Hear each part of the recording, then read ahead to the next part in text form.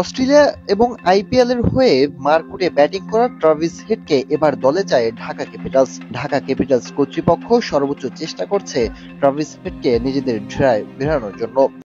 শাকিব খানের ঢাকা ক্যাপিটালস এবার চ্যাম্পিয়ন হওয়ার জন্য যেন একেবারে উঠে পড়ে লেগেছে, কেননা তারা যেভাবে দল সাজাচ্ছে, প্রথমত বাংলাদেশের সাইফ হাসান, পাকিস্তানের ওসমান খান, জেসন রয়ের সাথে চুক্তি, তারপরে সাউথ আফ্রিকার ডিককের সাথে, এবার আবার অস্ট্রেলিয়ার ট্রাভিস হেডকে দলে ভিড়ানোর জন্য চেষ্টা করছে। ট্রাভিস হেডের সঙ্গে যোগাযোগ হচ্ছে, সব কিছু যদি ঠিকঠাক থাকে আর ট্রাভিস হেড যদি ঢাকার হয়ে খেলে, তাহলে শুধু ঢাকার না, বাংলাদেশের বিপিএল এর এবার মানটা কিন্তু অনেক উঁচুতে চলে যাবে।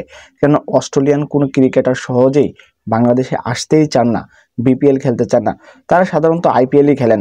আইপিএল এর বাইরে ট্রাভিস হেডকে খুব একটা দেখা যায় না, কোনো লিগই ট্রাভিস হেড খেলেন না।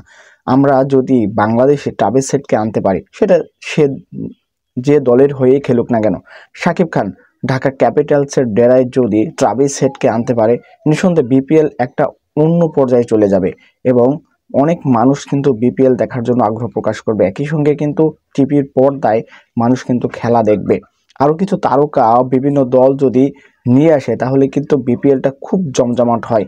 বিশ্বের নামি দামি ক্রিকেটারের সময়ের নেই, বিপিএলটা হলে বাংলাদেশের বিপিএলের মানটা কিন্তু অনেক উঁচুতে চলে যাবে।